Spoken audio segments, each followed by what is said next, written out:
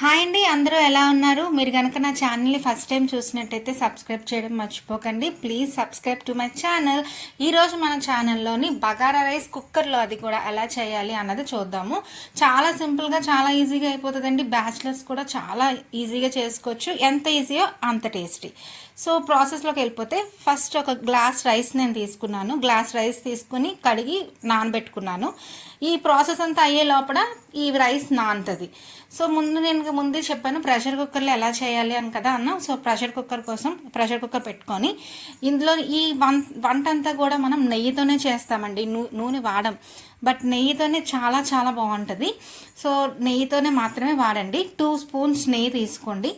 నెయ్యి కొంచెం కరిగిన తర్వాత 4 యాలక్కాయలు, అలాగే 6 లవంగాలు, తర్వాత ఒక ఇంచు దాచెక్క, 1 ఇంచు చాలు, 1 ఇంచు దాచెక్క, అలాగే మరాఠీ మొగ్గ, ఇవన్నీ కూడా వేసుకొని బిర్యానీ ఆకు కూడా వేసుకోవాలండి. ఇందులో మనకి చాలా ఇంపార్టెంట్ ఇంగ్రీడియంట్ ఒకటి ఉంది. అది లేకపోతే ఇప్పుడు ప్రస్తుతానికి చేయొద్దు, స్కిప్ చేసుకోవచ్చు. ఎందుకంటే ఈ మొత్తం బగారా రైస్కి టేస్ట్ ఇచ్చేది అదే షాజీరా. కొద్దిగా షాజీరా వేసుకోండి, 1 స్పూన్ షాజీరా వేసుకోండి. షాజీరా ఉంటేనే ఆ టేస్ట్ ఉంటుంది అనమాట.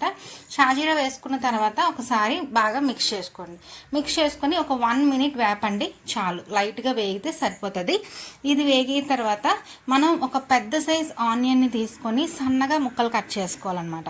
పెద్ద సైజ్ ఆనియన్ సన్నగా ముక్కలు కట్ చేసుకొని అవి ప్లస్ ఒక 2 పచ్చిమిరపకాయలు. అంటే మేము కొంచెం కారం తక్కువ తింటాం కదా, కాబట్టి 2 పచ్చిమిరపకాయలు. మీరు కొంచెం కారం ఎక్కువ తినే వాళ్ళైతే ఇంకొక 2 పచ్చిమిరపకాయలు యాడ్ చేసుకోండి. ఇలా పచ్చిమిరపకాయలు చీలికలు యాడ్ చేసుకున్న తర్వాత కొద్దిగా ఉప్పు వేసుకొని ఒకసారి అవన్నీ మిక్స్ చేసుకొని వేపుకోండి.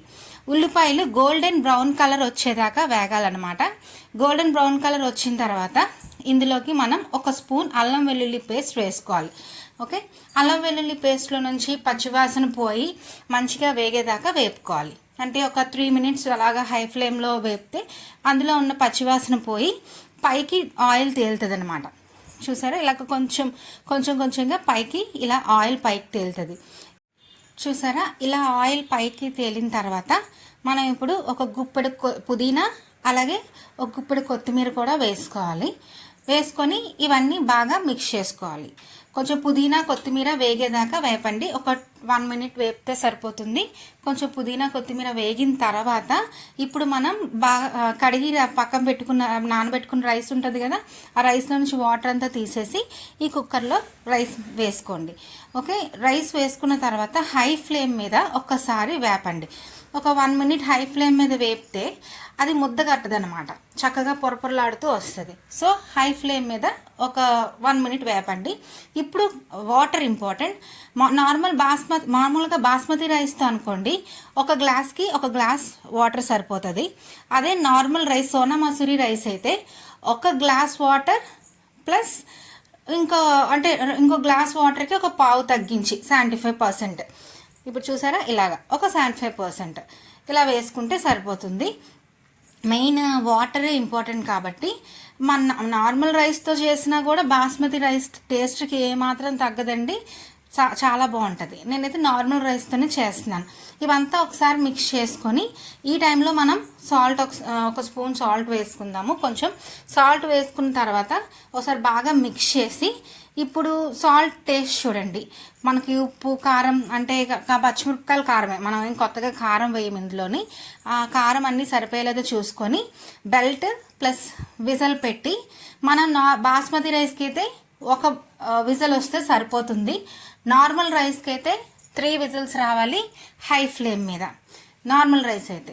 ఓకే, అలాగే విజిల్స్ వచ్చిన తర్వాత మనం ఇది వెంటనే తీసేయకూడదు. ఫస్ట్ మనకు విజిల్ రాగానే మనకి ఇది స్టవ్ ఆపేసి 3 విజిల్స్ రాగానే స్టవ్ ఆఫ్ చేస్తాను. ఒక 10 మినిట్స్ రెస్ట్ ఇచ్చి ఓపెన్ చేసి చూస్తే మన బాస్మతి రైస్తో చేసినంత టేస్టీగా వస్తుందండి నార్మల్ రైస్తో కూడా ఈ బగారా రైస్. దీంట్లోకి ముందు వ్లాగ్లో చూపించిన నాన్ వెజ్ కర్రీ ఉంది కదా, ఎగ్ రొయ్యల కర్రీ, ఆ లింక్ కూడా పెడతాను. అదైతే అల్టిమేట్ టేస్ట్ అండి, అసలు చాలా బాగుంటుంది. దీంతో మనం రైతాతో కూడా ఈజీగా సర్వ్ చేసుకోవచ్చు, అంత టేస్ట్గా ఉంటుంది. ఆ రైతాతో ఏమీ అంత చప్పచప్పగా అనిపించదు, రైతాతోనే చాలా బాగుంటుంది. ఇంకా non veg curries, veg curries, paneer curry లాంటిది అయితే అద్దరిపోద్ది అనమాట. ఇది నా